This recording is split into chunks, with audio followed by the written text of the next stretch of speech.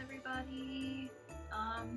Today I'm going to be going over my December TBR, which I kind of included in my first video for December, which was mostly centered around Goodreads though, and there was other books on that list, so I've added, I think, one other book onto my TBR for this month. My TBR has 10 books on it, so it's quite a lot, but I think I can get through it. I've already gotten through one of them, and yeah, so grab yourself a cup of something and sit back and relax and enjoy the video. So hopefully you will get some ideas of what you can read for the rest of 2020, which there's not that many weeks left, as you can see by my countdown in the background.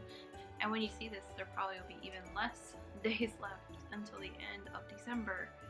But hopefully you will get some recommendations for this month, and if not for this month, then maybe for 2021, which let's hope that it's a better year than 2020. Let's cross our fingers. So the book that I've already read is Daughters of Jubilation, which I've talked about quite a lot on my channel and on Instagram, and I just love this book. It takes place in Jim Crow South, and this main character has magical powers, which has been passed down from generation to generation, and she starts to discover her powers, and she essentially is trying to control them and not go crazy with them. And the magic in the system is called jubilation, which is in the title. I really think Kara Lee did an amazing job with this book. I really enjoyed it, and I highly recommend that you pick this one up. The book that I plan on reading next, which I'm gonna pick up maybe tonight, is Crush by Tracy Wolff, which is the second book in the Crave series, and I was kindly sent this by NBC Books. So thank you very much for sending this to me and for sending the little package with it, which had a bunch of cute little goodies in it. But yeah, I really enjoyed the first book, and I think the second book is going to be a no-brainer. I'm probably going to read this one really fast, so that's why I'm definitely going to pick it up next so that I can finish my TBR this month. Yeah, I think I matched the cover, actually. I'm excited to read this one, and if you need a little input on what it's about, it's been compared to Twilight, but it's not like Twilight. It starts out like Twilight, but it goes in a different direction towards the middle of Crave, and actually the main character ends up being very strong and independent, and she can take care of herself. So she's nothing like Bella. I don't see where you can even compare her. Some parts of this are a little cheesy, but I love it, and it's such a guilty pleasure, and I love it so much, and I highly recommend this book. The next book that I plan on reading after that one is Something Happened to Allie Greenleaf, and this is from Haley Krischer. I think I'm saying her name right. I just adore this cover so much. I feel like it probably represents the girl in this book, as she has went through something very traumatic, and as you can see, she is crying in one part, and then she just looks kind of complacent in the other side, and then they converge with one another. She actually has had an experience with rape and sexual assault, and I have read that there is a bunch of triggers in this book, not just rape and sexual assault, but also underage drinking, drug use, and bullying. So it sounds like it's going to be a very heartbreaking and heart-wrenching book, but I think it's going to have a very good purpose and meaning to it, and I'm really hopeful that Allie Greenleaf will have a positive outcome and will come out stronger from what has happened to her. I read that there is a very good epilogue in this book, and I am looking forward to reading that. I have read that it adds even a deeper message to this book. I feel like this is very timely and has such a poignant topic that I feel like we should all be reading books like these to better understand what people go through, and so that we can exist for them and be there for them and help them, guide them through tragic things that happen to them. This happens to a lot of women. It's also something that we should talk about more. And I feel like gaslighting people, I feel like bullying people for telling their truth is not right. And I have a feeling this book touches on that. And I think we should stick up for those people and stand up for them. So if you have a chance to stand up for somebody, even if you don't know them, stand up for them, fight for them, because sometimes they're going through something so traumatic that it's hard for them to fight for themselves. So don't bully them and don't make them feel like they are bad for telling their truth and for telling the truth. I think this is going to be a great book to read, and you should probably pick it up, but if you are triggered by those things, then don't pick it up. And then the next one is Among the Beasts and Briars, which I took a beautiful photo of this. It's on my Instagram, Inthestyleofbooks, when I was in Sequoia, and I just felt like the roots of the tree in this book matched it so well. So I love that photo so much. I love trees, even though I kill them for books. Yes, this book is a fantasy. I believe it's a high fantasy. I believe it has a magic system, and from what I understand, in this world there is no famine, there's no war, it's a highly peaceful kingdom, but there is something in the midst, and of course something's going to happen to destroy that. So I can't wait to see what happens in this book. I think I'll be picking this one up pretty soon. It seems like a relatively short read, and I think it's going to be a quick one. This is one I added that I didn't have in my last video, but I talked about it on my Instagram, and that is Never After by Melissa de la Cruz, and this is a middle grade, which I am really excited to read. I've been wanting to read a few middle grades because I've just been looking for something lighter and more exciting, and I think this promises that, and it's a relatively small book. I said I was going to pick this one up at the very end, which I still plan to do. I think this is a great book to end 2020 with, on a happy note, on a magical note.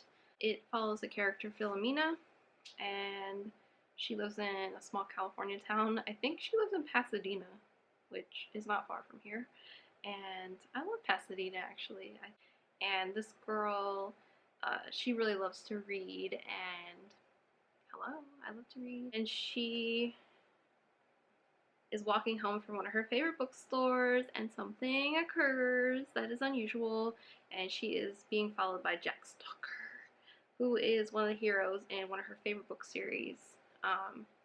She thinks she's dreaming or still reading, but Jack is insistent that he's real and that the stories are real, and Philomena must come at once. So she is thrusted into this world where there's this evil queen, and she is trying to get rid of the fairies, and I just think that sounds so adventurous and exciting, and I can't wait to read this book, and I can't wait to end 2020 with this book. And thank you again, NBC Books, for sending this, and Melissa de la Cruz. I couldn't be more thrilled to add it to my TBR and to end my crazy 2020 year with something fantastical and beautiful. That name, Philomena, like, do I want to name my child Philomena? Maybe. The next book is Wild Savage Stars, which is the second book to A Sweet Black Ways, and it is written by Christina Perez.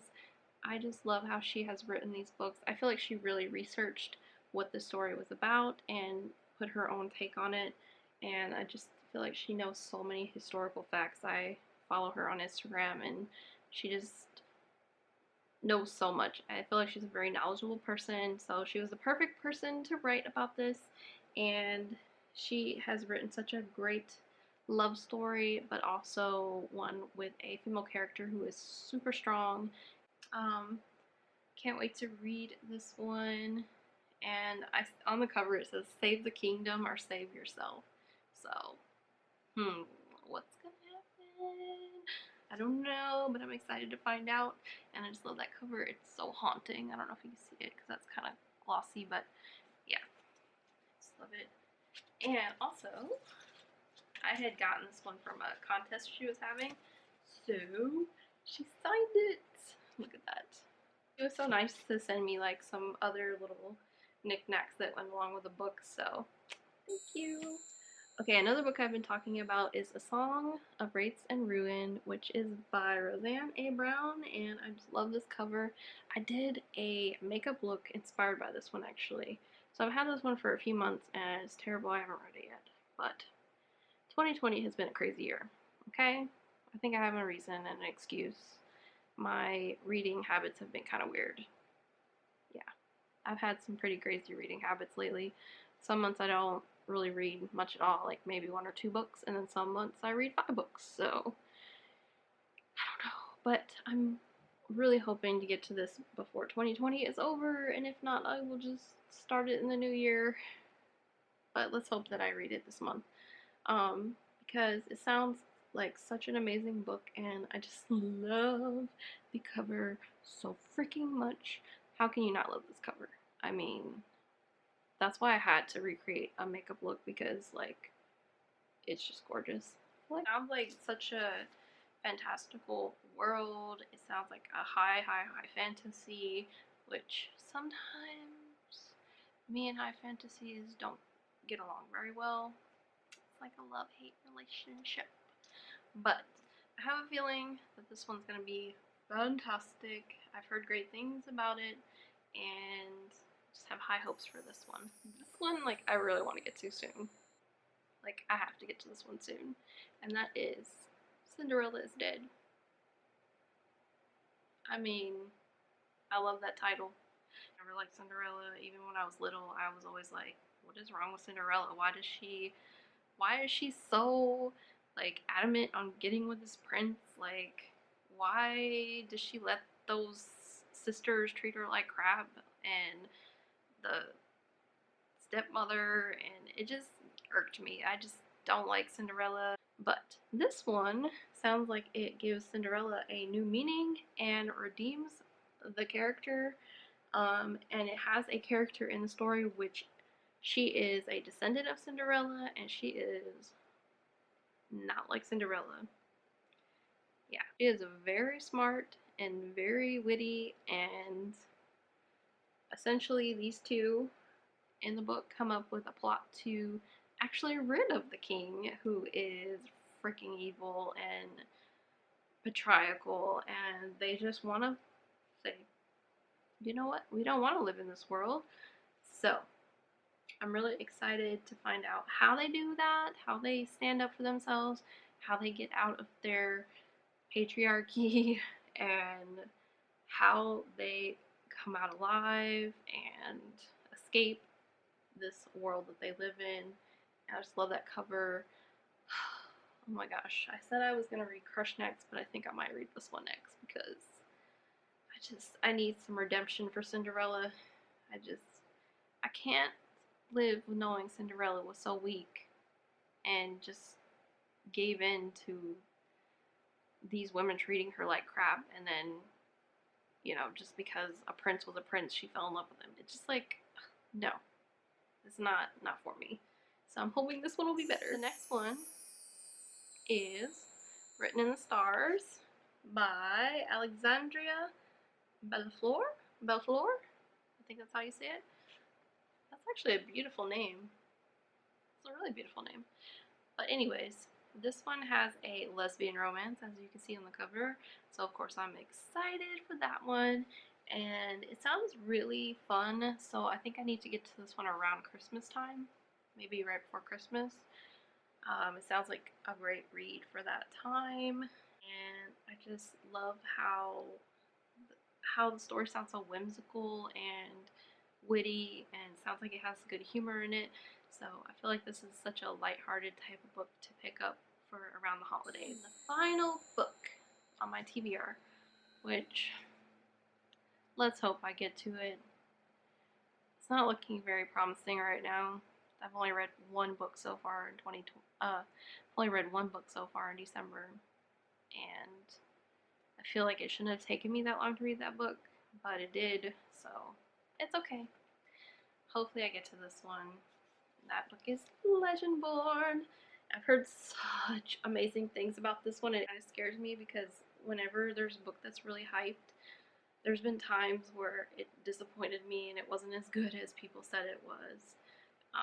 Not gonna name names, but there have been some books, and there was even a book series that was from an author that I loved, and it was, I don't want to give it away, so it was a highly anticipated book and a highly talked about book, and I read it and I was very disappointed.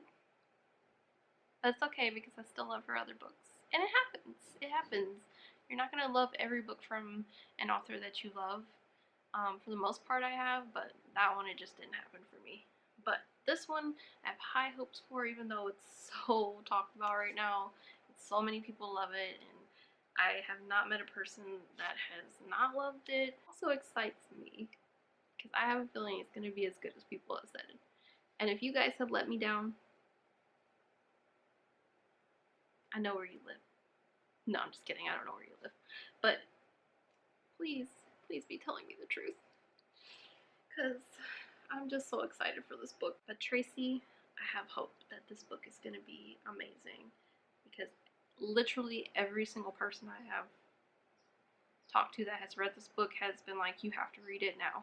So yes, I even posted it on Instagram and everybody was saying the same thing. It's good, it's good, it's good, it's great.